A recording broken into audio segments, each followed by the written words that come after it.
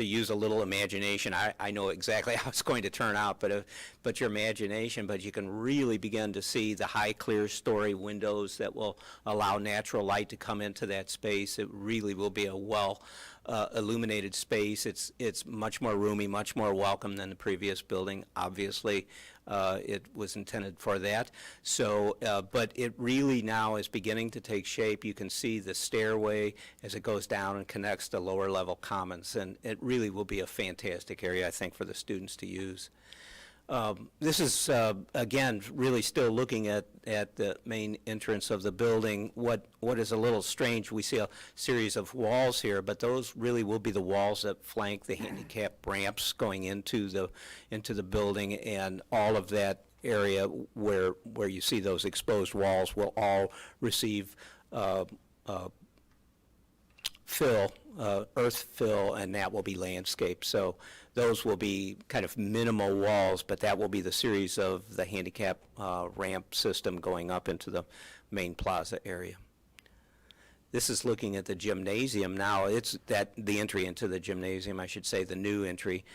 That's really beginning to take shape now, and that also will have the taller clear story lights to allow light to come into that space. It won't be as large. It's intended to be really a secondary lobby space, but it really adds a nice formal entry and a kind of a new front door for the primary gymnasium space, of which I think I have a couple of images of that in a little bit.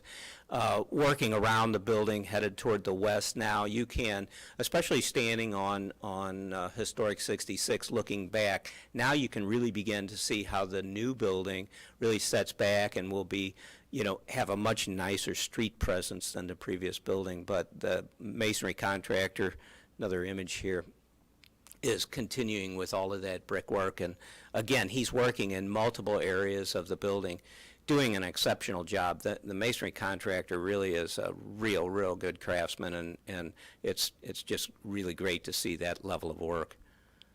We just wish we could see more of it.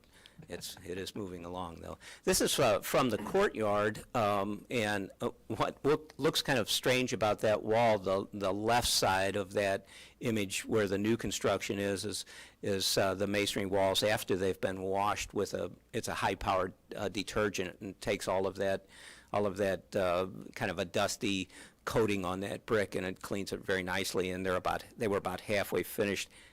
From what I could tell this evening when I walked back there, that wall is entirely clean. But the openings on the first floor, the one on the left, looks into the art room, or in other words, when the students are in the art room, they'll be able to look out into the courtyard.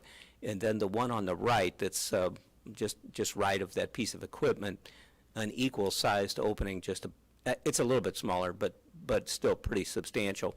And that is the opening in the Family and Consumer Science room. And on the upper level, those are classrooms.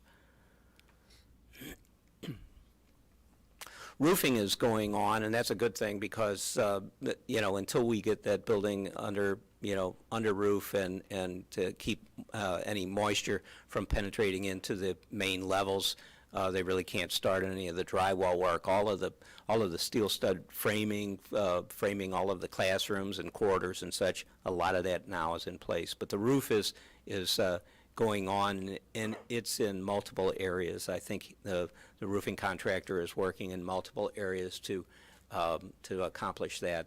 And he has to skip around simply because of he follows the phasing of the masonry contractor. Here's a couple of interior shots.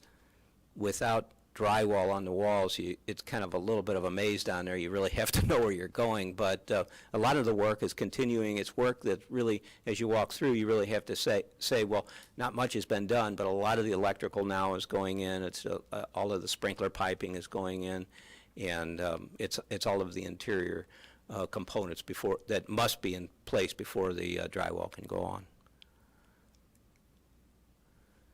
Gymnasium, a lot of the equipment now has been installed. I believe that space is entirely painted now. And the old bleachers have been removed and they're ready for the new. and this, I believe, is our last image, but it's looking up on the stage area. It's hard to see, but in the upper portion, I don't know if this laser point, right in here is the new electronically operated screen. And I believe that the contractor is working on securing a cost for the projection system now, and all of that has to be carefully coordinated. But that will be a very, very nice area for projection and a very nice large space. And in the near future, I suspect once everything begins to move into the higher level finishes, then the floor will be refinished. And that was the last image. Can I answer any questions? Great, thank you. Item 8B, 2020 Summer School Report, Dr. Atkins. Thank you, Mr. President. In your board docs, you have our summer school report. Typically, we hold a 4-week seated summer school in June, which we had to change this year. In June, we offered a virtual summer school for our students who were entering grades 1 through 12. And we had 1,033 students participate in that June virtual learning experience. And then to help meet our family's needs, we also offered a seated summer school, which started today, and it will be a 2-week. And currently we have 840 students enrolled between grades kindergarten and 12, and we are very excited to have them back in the buildings and just to focus on getting them back into the routine of school. Are there any questions? Any questions or concerns? Very good. Item 8C, Special Education Report, Dr. Washington.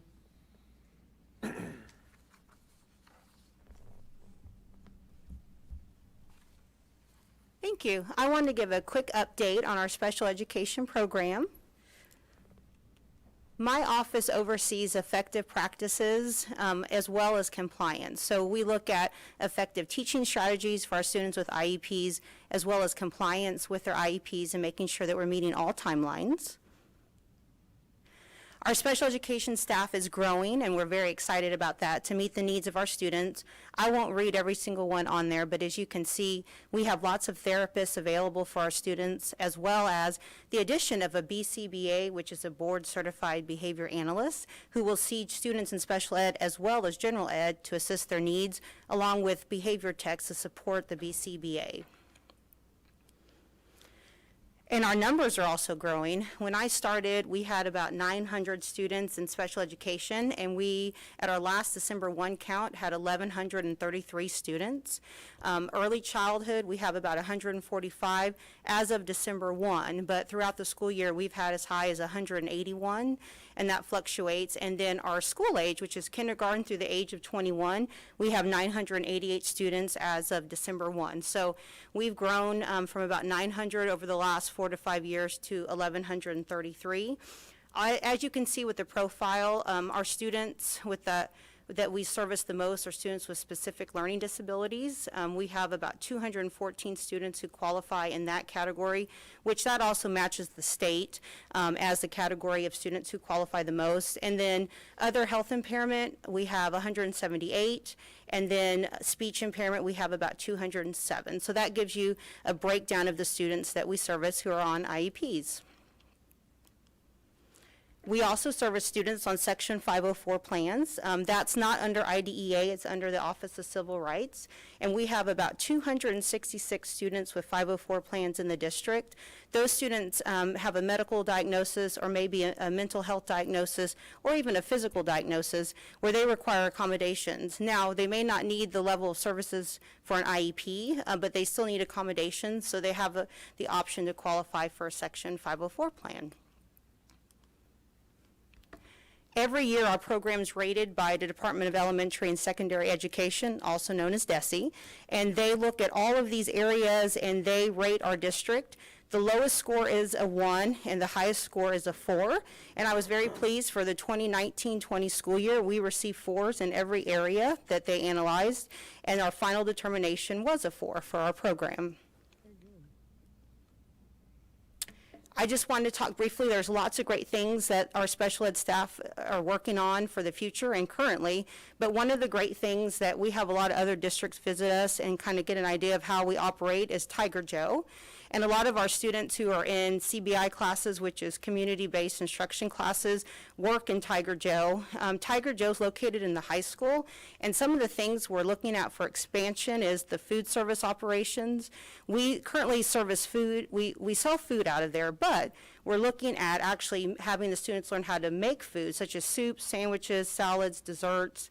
Also teaching the students how to scan inventory. We've bought the scanners that grocery stores utilize to scan inventory and track that, because those are some of the skills that they'll need if when they go straight from graduating to if they want to work in a grocery store or business. And then also learning how to run debit cards, because a lot of us, I never have cash on me, a lot of us use debit cards to pay for things, and teaching them how to take a debit card, run it for the amount, and check people out. So those are some of the things that we're working on just to bring the real work-life experience to them while they're in high school. I wanted to thank everyone for their support. We continue servicing our special ed students during the closure, and also will continue to service them in whatever means fits their needs for this upcoming school year, and I appreciate all the support you guys give for the special ed program. Any questions? It's harder to talk with my mask. Thank you. Thank you.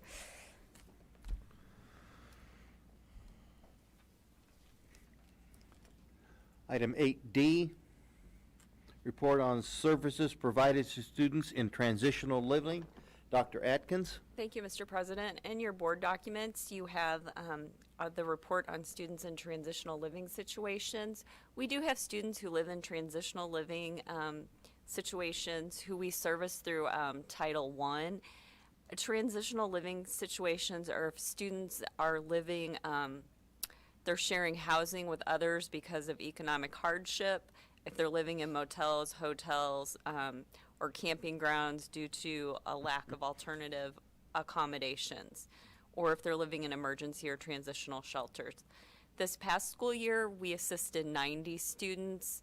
Sometimes that is that we're buying school supplies, clothes, things like that. Mrs. Hedrick is our transitional living coordinator, and she'll assist and make sure that they're receiving services at school that help support them instructionally. Are there any questions? Any questions or concerns? Dr. Atkins, are you getting donations from the community reference?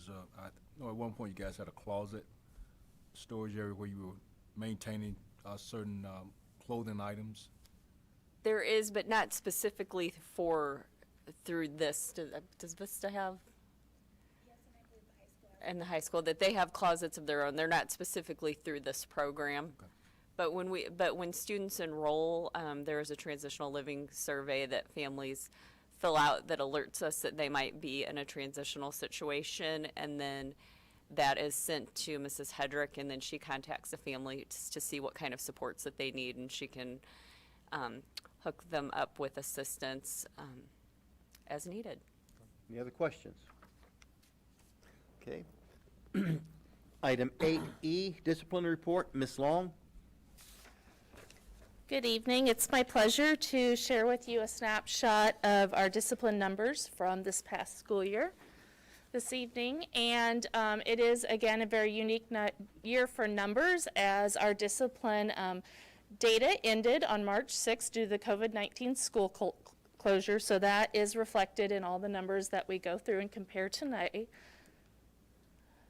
The first is just a snapshot of total of discipline referrals by building to look at 6-year trends.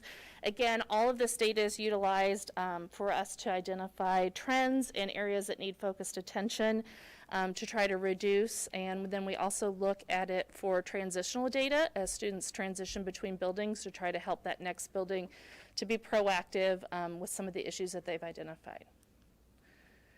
These are just a breakdown of incidents for the Waynesville High School for the past 3 years, a total number of incidents.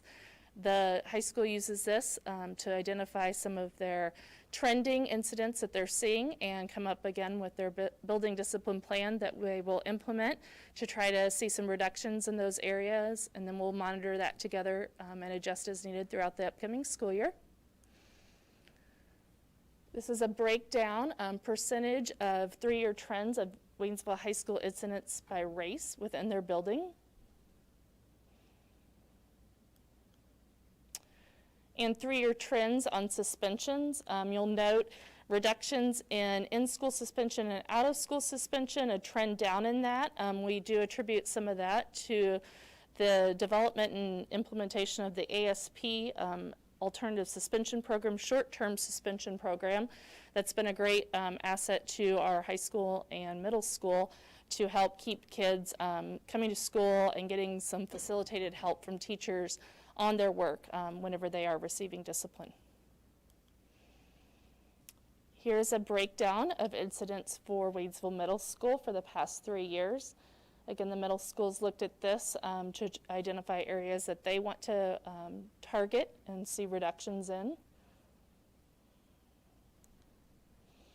And their 3-year breakdown, percentage of incidents by race.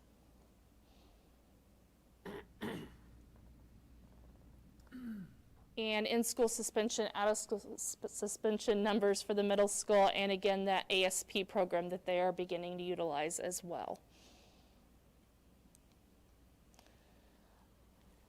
These numbers reflect ISS and OSS infractions for kindergarten through 6th grade in the district, broken down by building.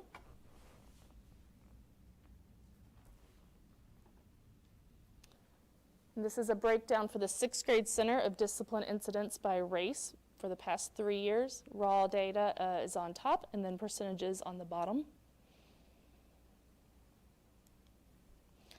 A breakdown of our K-5 elementary schools, incidents by race. This is all raw data for the past 3 years on this slide, and then for comparative purposes, percentage of total incidents broken down to, again, study and disaggregate that data and make some, set some goals for buildings. Any questions? Thank you. Thank you. Any questions? Action items, 9A, proposed job description. Ms. Bales? Thank you, Mr. President. Administration requests approval of the below job descriptions as presented. 4.8.3 Project Bid Specialist, 4.8.4 Accounting Specialist, 4.8.5 Payroll and Benefits Specialist, 4.8.6 Purchasing Accounts Payable Specialist, 4.8.9 Admin Secretary Operations / Personnel Services, 4.9.2 Student Services Specialist, 4.12.6 Information Systems Specialist. Any questions? Do I have a motion? Motion by Mr. Pardon, and second by Mr. Deering. All those in favor by show of hands. Item 9B, proposed student handbook. Ms. Bales? Thank you, Mr. Vice President. We did not receive any questions or concerns, and administration is requesting approval of the following student handbooks: WCC Student Handbook, WCC Adult Handbook, Piney Ridge Center Student Handbook. Any questions or concerns? Do I have a motion? Motion by Mr. Deering. Do I have a second? Second by Ms. Dye. All those in favor by a show of hands? So moved. Item 9C, proposed job description, second reading. Thank you, Mr. President. As discussed in study session, administration is requesting the board to waive first reading and approve job description 2.21.3 Administrative Assistant / Transitional Living Coordinator, and this is due to a reassignment of duties this upcoming school year. Questions or concerns? Do I have a motion? Motion. Motion by Mr. Herod. Do I have a second by Mr. Deering? All those in favor by a show of hands? So moved. There is no need for closed session. We dealt with it earlier in the pre-board. Do I have a motion to adjourn? Mr. Quinn? I'll make that motion. Motion by Vice Mr. President. Quinn. Do I have a second? Second by Ms. Nye. All those in favor by a show of hands? So moved. Meeting adjourned.